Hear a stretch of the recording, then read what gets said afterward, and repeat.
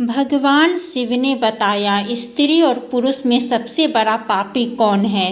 इस संसार में सबसे बड़ा पापी और विश्वासघाती कौन है, स्त्री या फिर पुरुष। नमस्कार मित्रों, आपका स्वागत है। आज हम आपको एक कहानी सुनाने जा रहे हैं जो बहुत ही ज्ञानवर्धक होने वाली है दोस्तों, इसलिए वीडियो को पूरा अंत तक जरूर सुने। दोस्तों, वीडियो अच्छी लगे तो वीडियो को लाइक करें और चैनल को सब्सक्राइब अवश्य करें। मित्रों, महादेव के अगर सच्चे भक्त हैं तो कमेंट बॉक्स में हर हर महादेव, ओम नमः शिवाय लिखना बिल्कुल भी ना भूलें। तो आइए दोस्तों, इस छोटी सी कहानी के माध्यम से जानेंगे कि इस संसार में सबसे बड़ा पापी और विश्वासघाती कौन है। श्रोतागण, एक जंगल था। उस जंगल में तोता और मैना का एक जोड़ा रहता था। उन दोनों में बहुत ही प्रेम था। एक बार किसी बात को लेकर के तोता और मैना में झगड़ा हो गया तो तोता कहने लगा, इस दुनिया में सबसे बड़ा पापी और विश्वासघाती स्त्री है। तो मैना कहने लगी, आप गलत कहते हैं, इस दुनिया में सबसे बड़ा पापी और विश्वासघाती स्त्री नहीं पुरुष है। जब दोनों एक दूसरे की बात से संतुष्ट नहीं हुए तो वे दोनों भगवान शिव जी के पास पहुँचे और उन्हें अपनी बात बताई और कहा, प्रभु आप ही हमारा न्याय कर सकते हैं। स्त्री और पुरुष में कौन ज़्यादा पापी और विश्वासघाती होता है। तोता और मैना की बात सुनने के बाद सबसे पहले भगवान शिव जी ने तोते से कहा कि तुम कैसे कह सकते हो कि इस संसार में स्त्री पुरुषों की अपेक्षा में ज़्यादा पापी और विश्वासघाती है। तब तोता कहने लगा, भगवान मैं आपको एक कहानी सुनाता हूँ जिससे यह साबित हो जाएगा कि इस दुनिया में स्त्री पुरुषों की अपेक्षा से ज़्यादा पापी और विश्वासघाती है। तब भगवान भोलेनाथ बोले, ठीक है तोता, तुम कहानी सुनाओ। मित्रों, तब तक माँ पार्वती आ जाती है और भोलेनाथ से कहती है, हे प्रभु मुझे भी कहानी सुननी है, मैं भी कहानी को सुनूंगी। तब भगवान शिव जी और कहते हैं, ठीक है देवी बैठो। फिर तोता भगवान शिव जी और माता पार्वती को कहानी सुनाता है। कहता है, हे प्रभु हे माता, एक राज्य में एक राजसेन नाम का एक राजा राज्य करता था। उसके 4 बेटे थे। चारों बेटे बहुत ही बहादुर थे, लेकिन सबसे बड़ा बेटा जो था उसका नाम प्रताप सेन था। वह प्रतापी होने के साथ साथ बहुत सुंदर भी था, और इतना ही नहीं, जितना सुंदर प्रताप सेन था उतनी ही सुंदर उसकी पत्नी प्रभा थी। वह बहुत ही सुंदर और रूपवान थी। वह अपने समान किसी भी दूसरी स्त्री को सुंदर नहीं थी। वह हर काम में होशियार थी। अब एक दिन राजा राजसेन ने अपने बेटे प्रताप सेन को उसकी किसी बात पर नाराज होकर राज्य से निकाल दिया। राजा का यह हुक्म सुनकर प्रताप सेन चिंतित हो गया और अपने महल में गया। प्रताप सेन को उदास देखकर उसकी पत्नी ने पूछा, हे स्वामी आप उदास क्यों हो, आपका चेहरा मुरझाया हुआ क्यों है, राजकुमार होकर भी आप इस तरह चिंतित क्यों हैं। तब प्रताप सेन कहने लगा, हे प्रिय तुमसे क्या कहूँ, और तुमसे कहने से लाभ भी कुछ नहीं है। आज मेरे पिताजी ने मुझे 12 वर्ष के लिए राज्य से निकाल दिया है, इसलिए मैं तुमसे विदा मांगने आया हूँ। अपने पति की ऐसी बातें सुनकर प्रभा कस खाकर गिर गई और बेहोश हो गई। उसकी यह हालत देखकर राजकुमार प्रताप सेन के होश उड़ गए। वह सोचने लगा कि मैंने बहुत बुरा किया जो अपनी पत्नी को यह सारी बातें बता दी। फिर प्रताप सेन की पत्नी बोली, मैं आपके बिना कैसे जी पाऊंगी, मैं भी आपके साथ चलूंगी। अब राजकुमार प्रताप सेन अपनी पत्नी से कहता है, हे प्रिय तुम मेरे साथ कैसे चल सकती हो, क्योंकि परदेश में अनेक प्रकार के कष्ट भोगने पड़ते हैं और तुम नर्म और नाजुक कलियों पर चलने वाली, महलों में रहने वाली, इतने बड़े दुखों को कैसे सहन कर पाओगी। फिर राजकुमार की बात को सुनकर रानी कहने लगी, हे स्वामी जितने भी कष्ट परदेश में उठाने पड़ेंगे वह सब आपके साथ रहते हुए सुखी से भी अधिक सुखमय मालूम होगा। महल के सुख आपके बगैर परदेश के दुखों से भी अधिक भयानक प्रतीत होंगे। इससे अच्छा तो यह है कि मैं आपके साथ चलूं। मित्रों, फिर तोता भगवान शिव जी से कहता है, कथा सुनाते हुए कहता है, हे प्रभु इस प्रकार रानी प्रभा की आंखों में आंसू देखकर प्रताप सेन ने अपने मन में सोचा कि मेरे बगैर नहीं रह सकती, इसलिए मुझे यह शोभा नहीं देता कि इसको तड़पता हुआ छोड़कर मैं चला जाऊं। बेहतर यही होगा कि इसे भी साथ ले जाऊं। मन में इस तरह के विचार आते ही राजकुमार प्रताप सेन अपनी पत्नी प्रभा से कहता है, अच्छा तुम उदास मत हो, हम तुम्हें अपने साथ ले चलेंगे। अपने पति की यह बात सुनकर प्रभा बहुत खुशी हुई और अपने पति के साथ जाने की तैयारियों में जुट गई। फिर अगली सुबह जब होती है तो प्रभा और प्रताप सेन राज्य से निकलकर एक जंगल में पहुंच गए। जब वे चलते चलते थक गए तो एक बरगद के वृक्ष के नीचे विश्राम करने लगे। वे बहुत ही अधिक थके हुए थे, अतः ठंडी हवा के झोंकों ने उन्हें नींद के आगोश में पहुंचा दिया। मगर कुछ ही देर बाद ही एक सांप ने रानी प्रभा को डस लिया। तोता भगवान शिव से कहानी सुनाते हुए कहता है, हे प्रभु, सांप के डसते ही रानी प्रभा तड़पने लगी। जब राजकुमार प्रताप सेन की आंख खुल गई तो अपनी पत्नी को तड़पता हुआ देखकर वह सांप को जाता हुआ देखकर राजकुमार प्रताप बेचैन हो गया। फिर कुछ देर के बाद रानी प्रभा बेहोश होकर विष से प्रभावित होकर मर गई। इस तरह अपनी पत्नी को मरा हुआ देखकर राजकुमार ऊंचे स्वर में विलाप करने लगा। उसका रोना सुनकर जंगल के जीव जंतु उसे खाने के लिए भागने लगे। फिर प्रताप सेन ने मन में सोचा, अब जीवन संगिनी ही मर गई तो अब मैं जीकर क्या करूँगा। मैं इसी जंगल में अपने प्राण त्याग दूंगा। मन में ऐसे ही विचार आते ही प्रताप सेन अपनी पत्नी के मृत शरीर के पास से उठा और जंगल से लकड़ियां इकट्ठा करने लगा। रो रो कर कहने लगा, मैं भी अपनी पत्नी की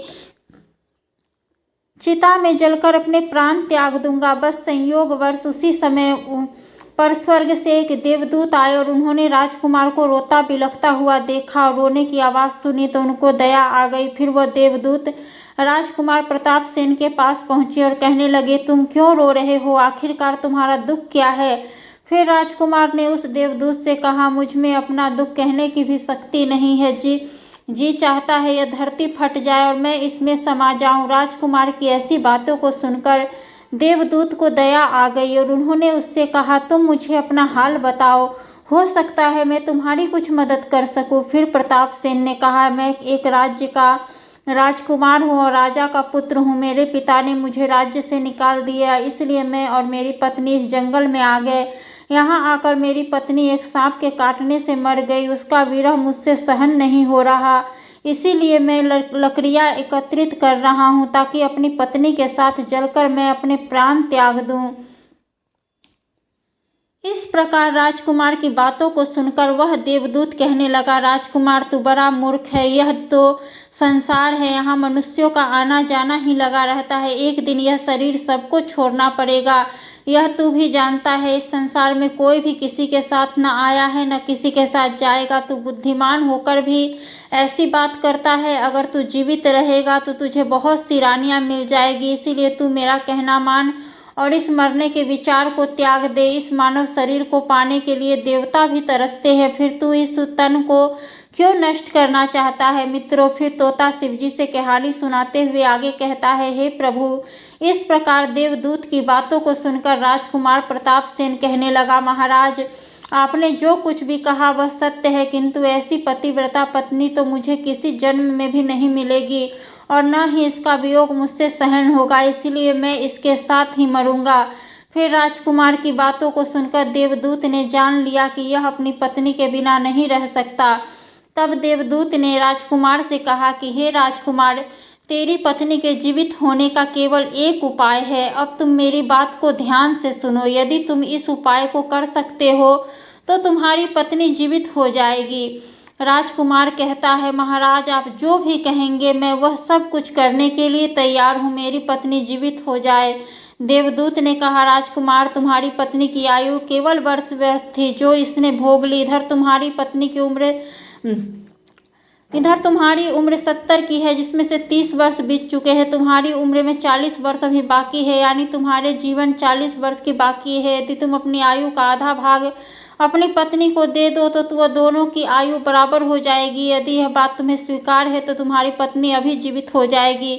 अब तोता कहानी सुनाते हुए कहता है, हे प्रभु, इस प्रकार देवदूत की बात को सुनकर राजकुमार ने कहा, मुझे स्वीकार है प्रभु। उसके बाद देवदूत ने प्रताप सेन के हाथ में पानी देकर उसे 20 वर्ष की आयु देने का संकल्प लिया और अपनी पत्नी के हाथ व पैरों पर पानी डालने के लिए कहा। अब जैसे ही संकल्प किए हुए जल को अपनी पत्नी के हाथ व पैरों पर डालने वाला ही था तो देवदूत कहने लगे, पानी को डालने से पहले मेरी एक बात को ध्यान से समझ लो। इसमें एक रहस्य की बात है और अभी तुम्हें रानी की आवश्यकता है तो तुम पानी को डालकर इसे जीवित कर सकते हो, और यदि भविष्य में तुम्हें रानी की आवश्यकता कभी न हो तो यह संकल्प तुम वापस भी ले सकते हो। जब यह संकल्प तुम वापस लोगे तो तुम्हारी पत्नी उसी क्षण मृत्यु को हो जाएगी। परंतु एक बात हमेशा ध्यान में रखना, यह संकल्प वापस लेने वाली बात अपनी पत्नी से कभी मत कहना, वरना तुम अपने संकल्प को कभी वापस नहीं ले पाओगे। हमेशा ध्यान में रखना, जीवन में कुछ बातें हमेशा छुपा कर रखनी चाहिए। किसी समय पर यह बात तुम्हारे काम अवश्य आएगी। फिर ऐसा कहकर और उस रानी के ऊपर जल छिड़ककर वह देवदूत वहां से अंतर्ध्यान हो गए। फिर ऐसा करने के बाद रानी उसी समय उठकर बैठ गई और अपने पति से बोली, आज तो मैं बहुत गहरी नींद में सो गई थी, आपने मुझे जगाया क्यों नहीं? प्रतापसेन कहने लगा, प्रिय तुम बहुत थकी हुई थी, इसी कारण मैंने तुम्हें नहीं जगाया। अब तोता कहानी सुनाते हुए कहता है, हे भगवान, इस प्रकार राजकुमार ने सारी बातें अपनी पत्नी से छुपा ली कि तुम्हें एक सर्प ने काट लिया था और तुम मर गई थी। मैंने तुम्हें जीवित कैसे किया, यह सारा राज्य कुमार ने अपनी पत्नी से छुपा लिया। फिर उसके बाद राजकुमार और उसकी पत्नी दोनों आगे चल दिए। बहुत दिन बाद उन्हें एक बहुत सुंदर स्थान दिखाई दिया। वहां पर एक फकीर की कुटिया थी। जब वे दोनों उस स्थान पर पहुंचे तो उन्होंने देखा कि एक सुंदर नौजवान फकीर तकिया लगाए बैठा है और हुक्का पी रहा है। वे दोनों बहुत ही थके हारे थे, इसीलिए फकीर के पास बैठ गए। उसी समय राजकुमार ने रानी से कहा कि हे प्रिय, हमें प्यास लगी है, हम कुएं पर जाकर थोड़ा पानी पीकर आते हैं। अगर तुम्हें भी प्यास लगी है तो तुम्हारे लिए भी ले आएंगे। तब राजकुमार की बात सुनकर रानी ने कहा, मुझे तो प्यास नहीं लगी है, आप जाकर पी लीजिए और वापस आ जाइए। फिर रानी का जवाब सुनकर राजकुमार प्रताप कुएं पर पानी पीने चला गया। जब राजकुमार पानी पीने के लिए चला गया तो राजकुमारी प्रभा और फकीर की निगाहें चार हो गई। राजकुमारी प्रभा उसी क्षण उस फकीर की दीवानी हो गई, उस फकीर को अपना दिल दे बैठी। अब उसी समय प्रभा उस फकीर से कहती है कि फकीर, आप तो यहाँ पर बड़े सुख से रहते हैं। तब फकीर ने कहा, आप भी यहाँ पर मेरे साथ रहो और ऐश करो। फिर राजकुमारी कहने लगी, फकीर, आपके साथ रहने को मेरा दिल तो कर रहा है, मगर मेरे पति मेरे साथ हैं, इसलिए मैं आपके साथ कैसे रह सकती हूँ। ऐसा कहकर राजकुमारी ने फकीर के सामने अपनी असमर्थता प्रकट की। तब फकीर कहने लगा, मैं तुम्हें एक उपाय बताता हूँ, किसी तरह तुम अपने पति को इस कुएं में धकेल दो और फिर हमारे साथ ऐश से जीवन बिताओ। वही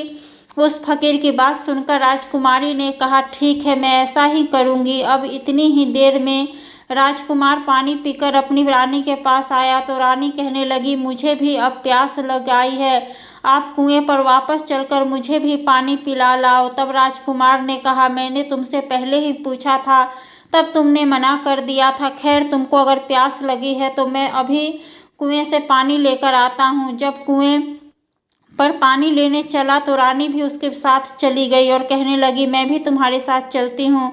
बेचारा राजकुमार को उसके प्रेम में पागल था, उसको क्या मालूम था कि यह मेरे प्राण लेने के लिए मेरे साथ आ रही है।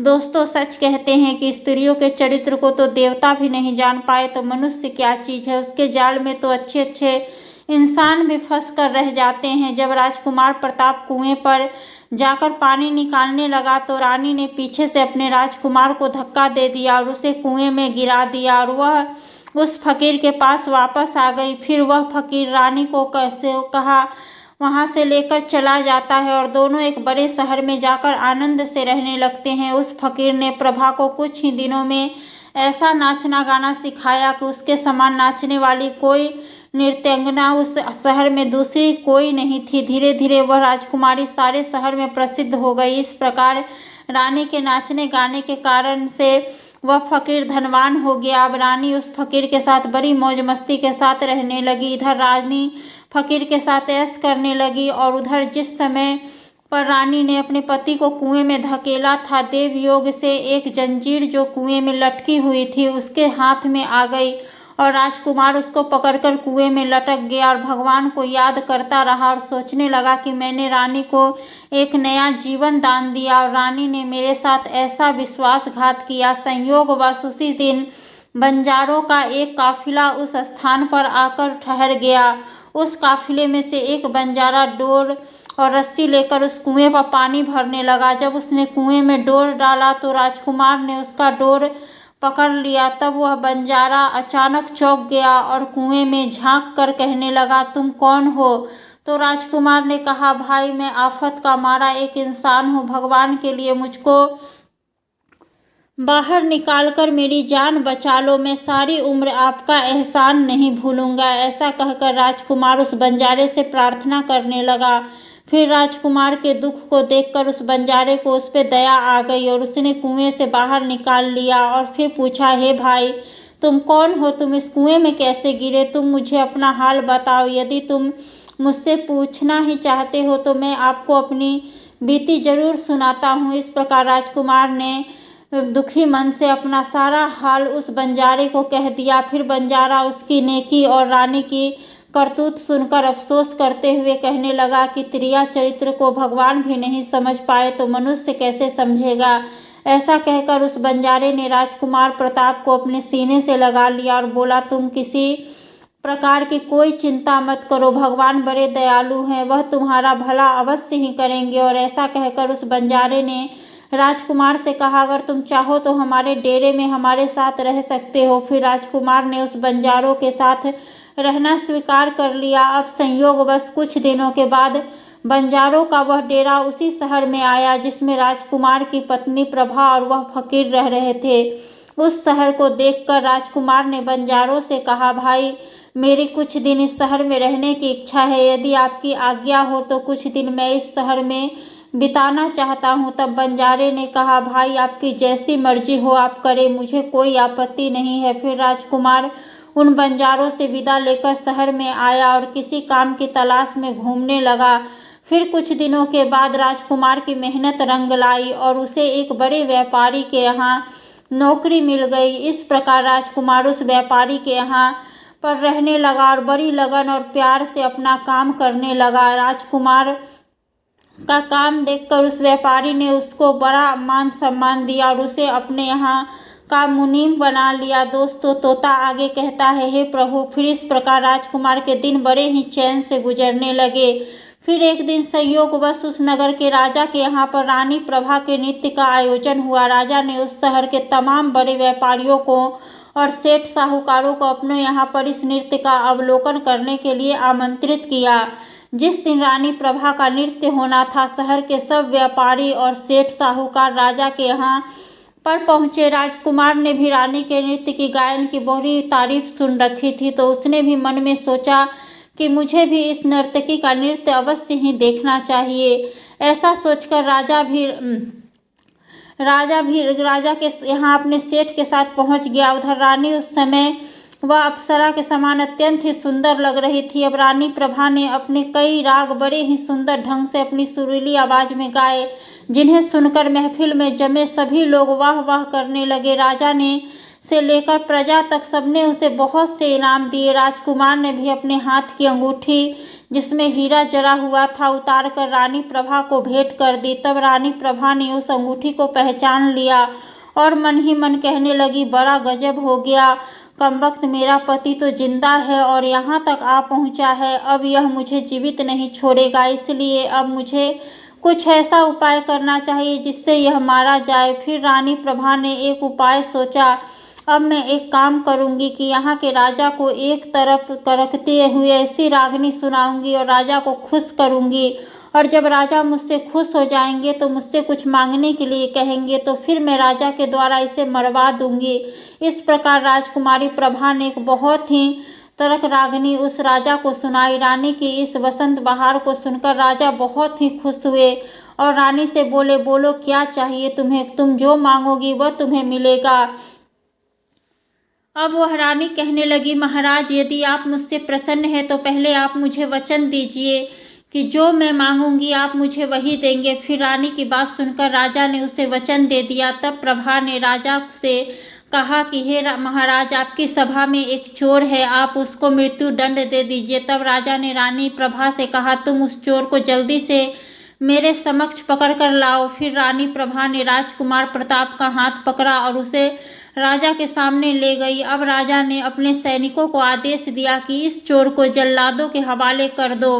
फिर वे जल्लाद राजकुमार का हाथ पकड़कर उसे मारने के लिए ले जाने लगे। तभी उसी समय पर राजकुमार का मालिक जो व्यापारी था वह घबरा करके पास आया और पूछा कि तूने इस नर्तकी का क्या चुराया। जिस वजह से यह तुझे मरवाना चाहती है। तब राजकुमार ने अपने मालिक से कहा, मैंने इसका कुछ नहीं चुराया, बस आप इस राजा को केवल इतना राजी कर लो कि वह मेरी 2 बातें सुन ले, इससे मेरी जान बच जाएगी। अब प्रताप का मालिक उसकी बात को सुनकर अपने साथी व्यापारियों और साहूकारों के पास गया और उन सब से मशवरा किया। उन्होंने कहा कि या तो राजा न्याय करे, वरना हम सभी इस शहर को छोड़कर कहीं और चले जाएंगे।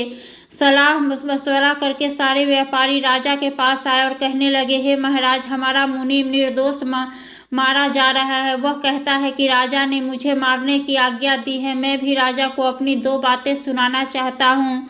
उसके बाद मुझे राजा की आज्ञा स्वीकार है, यानी मुझे मरना स्वीकार है, लेकिन मेरे मरने से पहले राजा केवल मेरी 2 बातें को अवश्य सुन ले। फिर राजा ने व्यापारियों की बात सुनकर कहा, ठीक है, मुनीम को लेकर आओ। फिर व्यापारी राजकुमार को लेकर राजा की सभा में उपस्थित हुए। फिर राजा बोला, तुम जो कुछ भी कहना चाहते हो वो मेरे समक्ष कहो। वह राजकुमार कहने लगा, महाराज, मैंने क्या अपराध किया है जिसके कारण आपने मुझे मारने की आज्ञा दी है। बात को सुनकर राजा ने कहा, तू इस नर्तकी का चोर है। तब राजकुमार कहने लगा, महाराज, मैं इस नर्तकी का चोर नहीं हूँ, उल्टा मैं इस नर्तकी का पति हूँ। यह मुझे कुएं में धकेल कर एक फकीर के साथ चली आई है। जब राजकुमारी ने समझ लिया कि बात बिगड़ने वाली है तो वह राजा से कहने लगी, महाराज, मैं इस झूठे को क्या जानूं, यह कौन है? यह तो बस मेरा चोर है, मैं केवल इतना ही जानती हूँ। फिर राजकुमार बोला, महाराज, ठीक है, अगर यह मेरी पत्नी नहीं है तो जो कुछ चीज़ मैंने इसे रास्ते में दी थी, यह मेरी वह चीज़ मुझे अमानत के तौर पर वापस लौटा दे। फिर राजा रानी की ओर घृणित नजरों से देखा। इस प्रकार जब राजकुमार ने अपनी अमानत बदौलत कुमारी प्रभा से उसकी बात को स्वीकार कर लिया, फिर राजकुमार कहने लगा, अच्छा, अपने हाथ में पानी ले और मेरा तेरा न्याय अब सभी सभा के में होगा। तू पानी लेकर कह, जो वस्तु इसने रास्ते में मुझे दी थी वह आज इसे वापस करती हूँ। फिर राजकुमार की बातों को सुनकर रानी प्रभा ने अपने हाथ में पानी लेकर कहा, जो वस्तु इसने मुझे रास्ते में दी थी आज इसे वापस करती हूँ। बस इतना कहकर जैसे ही रानी ने अपने हाथ का पानी छोड़ा, वैसे ही रानी के प्राण पखेरु उड़ गए। अब तो यह सब देखकर वहाँ के लोग आश्चर्यचकित रह गए। तब राजा ने घबराकर राजकुमार से कहा, यह क्या हुआ, इसका कारण मेरे समक्ष कहो। तब राजकुमार ने अपने बारे में राजा को बताना प्रारंभ किया और अपने को देश निकाल दिए जाने से लेकर के अब तक का सारा हाल सबके सामने कह सुनाया। फिर राजकुमार की यह सब सारी बातें सुनकर राजा ने उसको अपने सीने से लगा लिया और राजा ने अपनी बेटी का विवाह राजकुमार के साथ करा दिया और उस फकीर को फांसी की सजा सुनाई। अब तोता आगे कहता है, हे प्रभु, मैंने यह सारी दास्तान सुनी है। मैं भी स्त्रियों से घृणा करता हूँ, इसीलिए मैं कहता हूँ कि इस दुनिया में स्त्री पुरुष से ज़्यादा पापी और विश्वासघाती होती है। अब दोस्तों, तोते ने जब भगवान शिव जी को और माता पार्वती को रानी के माध्यम से यह बताया कि स्त्री पुरुषों की अपेक्षा ज़्यादा पापी और विश्वासघाती होती है, तब तोते की बात सुनकर मैना कहने लगी, प्रभु, ठीक है, मैं इसकी बात से संतुष्ट हूँ कि इसने जो बात कही है वह सच है, लेकिन स्त्री तो 100 में से 1-2 ही चरित्रहीन और विश्वासघाती होती है, परंतु स्त्री की अपेक्षा में पुरुष ज़्यादा ही निष्ठुर, पापी और विश्वासघाती होते हैं। अब भगवान भोलेनाथ कहने लगे, ठीक है मैना, तुम कैसे साबित करोगी कि स्त्री की अपेक्षा से पुरुष ज़्यादा पापी और विश्वासघाती होते हैं? तब मैना कहने लगी, प्रभु, मैं भी आपको एक कहानी सुनाती हूँ, इससे साफ हो जाएगा कि स्त्री की अपेक्षा से पुरुष ज़्यादा पापी और विश्वासघाती होते हैं। फिर मैना कहने लगी, हे प्रभु, एक गांव में एक सेठ रहते थे जो बड़े ही धनवान थे। उसका एक बेटा था जो बहुत ज़्यादा बिगड़ैल किस्म का इंसान था। सेठ का लड़का इतना जुआ खेलता था कि सेठ उसके बारे में सोचते सोचते एक दिन स्वर्ग को सिधार गए। मैना कहती है, हे प्रभु, जब सेठ जिंदा था तो उसका लड़का थोड़ा थोड़ा जुआ खेलता था, लेकिन पिता की मृत्यु के बाद तो वह हर वक्त मुक्त हो गया और आराम से दिन रात केवल जुआ ही खेलने लगा, जिसका परिणाम यह हुआ कि वह जुए में सब कुछ हार गया। फिर वह लौटकर अपने गांव नहीं आया और वह किसी दूसरे गांव में चला गया। वहां पर वह एक सेठ के घर पहुंचा और उसने सेठ से कहा, मुझे बहुत तेज प्यास लगी है, क्या मुझे एक गिलास पानी मिलेगी? तब सेठ ने उस लड़के से पूछा कि तुम कौन हो,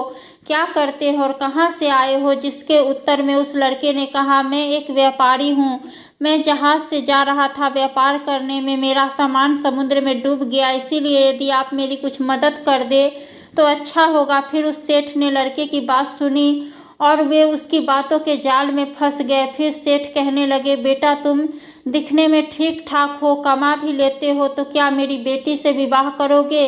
यह बात सुनकर के वह लड़का बहुत खुश हो जाता है और विवाह के लिए हाँ कर देता है। इसके बाद वह सेठ अपनी बेटी का विवाह उस लड़के से करवा देता है। मैना कहती है, हे प्रभु, इस प्रकार विवाह होने के बाद सेठ अपनी बेटी को खूब सारा धन दौलत देकर उस लड़के के साथ विदा कर देता है। उधर उस लड़के को तो बस केवल पैसों के लिए विवाह करना था, सो उसने कर लिया। अब विवाह करने के बाद जब वह लड़का उस सेठ की लड़की को लेकर जा रहा था तो रास्ते में एक जंगल पड़ता है। तब वह लड़का अपनी पत्नी से कहता है कि देखो, हम लोग जंगल के गुजर रहे हैं, कोई भी चोर तुम्हारे जेवर चुरा सकता है, तो तुम ऐसा करो कि अपने सारे जेवर उतार कर मुझे दे दो। तब उसकी पत्नी ने उस पर भरोसा करके अपने सारे जेवर अपने पति को दे देती है। और क्यों नहीं, क्योंकि वह अपने पति को, जो थी लड़की ने अपनी पत्नी से जेवर कपड़े रखकर अपनी पत्नी कमर में बांध लिए। फिर वह एक जगह पर आराम करने के लिए रुके। तभी उस लड़के के मन में लालच आ गया और उसकी पत्नी के साथ जो दासी आई हुई थी, यानी सेठ ने अपनी बेटी के साथ एक दासी भेजी थी, उस लड़के ने उस दासी को मार डाला और फिर अपनी पत्नी को एक कुएं में गिरा दिया। और उसने मन ही में सोचा, मैंने तो अपने साथ सिर्फ पैसों के लिए विवाह किया था, मुझे पैसे मिल गए और अब यह पानी में डूबकर मर जाएगी। ऐसा सोचकर वह लड़का वहां से चला गया, किंतु उसकी पत्नी मरी नहीं। कुएं से बाहर निकलने के लिए वो आवाज़ लगाती रही और तभी उस कुएं के पास एक आदमी गुजर रहा था। तब उसने कुएं से आती हुई किस महिला की आवाज़ सुनी। फिर उस आदमी ने उस लड़की को कुएं से जैसे तैसे बाहर निकाल लिया। कुएं से बाहर निकलने के बाद में सेठ की लड़की ने अपनी सब जानकारी उस आदमी को दी। उस व्यक्ति ने उस लड़की को उसके पिता के घर पर पहुंचा दिया। अब मैना कहानी सुनाते हुए आगे कहती है, हे प्रभु, घर पहुंचने के बाद उस लड़की के पिता ने अपनी बेटी से पूछा, क्या हुआ तुम्हारे साथ? अब वह लड़की एक पतिव्रता स्त्री थी, इसलिए उसने अपने पिताजी से कुछ झूठ बोला और कहा कि पिताजी, रास्ते से जाते वक्त जंगल में कुछ चोरों ने हम पर हमला कर दिया और दासी को भी मार दिया, मुझे भी कुएं में धकेल दिया और मेरे पति का कुछ पता नहीं। तब अपनी बेटी की बातों को सुनकर सेठ बोला, चलो कोई बात नहीं, भगवान सब ठीक कर देंगे। मैना कहती है, हे प्रभु, फिर उस लड़के ने अपनी पत्नी के सभी जेवर बेचकर उस पैसे से जुए में हार गया। कुछ समय बाद वह लड़का फिर उसी सेठ के पास पहुंचा और मन में यह सोचने लगा कि मैं सेठ से अब यह कहूँगा कि आप नाना बनने वाले हो और इसके बदले में सेठ जी मुझे बहुत सारा धन देंगे। लेकिन वह लड़का जैसे ही अपने ससुराल पहुंचा तब उसकी मुलाकात सबसे पहले उसकी पत्नी से हो गई, जिस पर उसकी पतिव्रता पत्नी ने कहा, मैंने पिताजी को वह सारी बातें नहीं बताई है जो तुमने मेरे साथ किया था। मैंने पिताजी से झूठ बोला है और वह बातें बताई है जो हमारे साथ में नहीं हुआ था। इसलिए अगर मेरे पिताजी तुमसे पूछे तो तुम भी वही बातें बताना जिससे सच्चाई सामने ना आने पाए। अब उस लड़के ने देखा कि उसकी पत्नी ने बहुत सारे जेवर पहन रखे हैं, तो उस लड़के ने अपनी पत्नी से कहा कि तुम सो जाओ, सुबह मैं तुम्हें अपने साथ लेकर अवश्य चलूँगा। फिर इस प्रकार से रात हो गई और रात्रि का फायदा उठाकर उस लड़के ने अपनी पत्नी को चाकू से मार डाला और सारे जेवर लेकर रात में ही फरार हो गया। अब मैना कहती है, हे प्रभु, अब न्याय आप ही कर दो, इस संसार में सबसे बड़ा पापी और विश्वासघाती कौन है, स्त्री या पुरुष? है प्रभु, मैंने भी आपको एक कहानी सुनाई है और तोते ने भी एक कहानी आपको सुनाई है। अब न्याय आपके हाथ में है प्रभु, आप ही न्याय करो। तोता और मैना की कहानी को सुनने के बाद भगवान शिव कहने लगे, ठीक है तोता और मैना, मैंने तुम दोनों की कहानी को बहुत ही ध्यान से सुना है। अब मैं तुम्हारा न्याय करता हूँ कि वास्तव में इस संसार में स्त्री पुरुष की अपेक्षा से ज़्यादा पापी और विश्वासघाती है या फिर पुरुष स्त्री की अपेक्षा से ज़्यादा पापी और विश्वासघाती है। भगवान शिव जी कहते हैं कि जिस मनुष्य की सोच उसके स्तर से नीचे गिर जाती है वह इंसान पापी और विश्वासघाती होता है, फिर चाहे वह पुरुष हो या फिर स्त्री हो, क्योंकि मनुष्य पाप करने से पहले यह नहीं सोचता कि वह स्त्री है या पुरुष, उसे पाप करना चाहिए या नहीं। पापी और विश्वासघाती कोई भी हो सकता है, फिर चाहे वह पुरुष हो या स्त्री हो। मित्रों, वास्तव में जिस इंसान की सोच उसके स्तर से नीचे गिर जाती है वह इंसान पापी और विश्वासघाती होता है।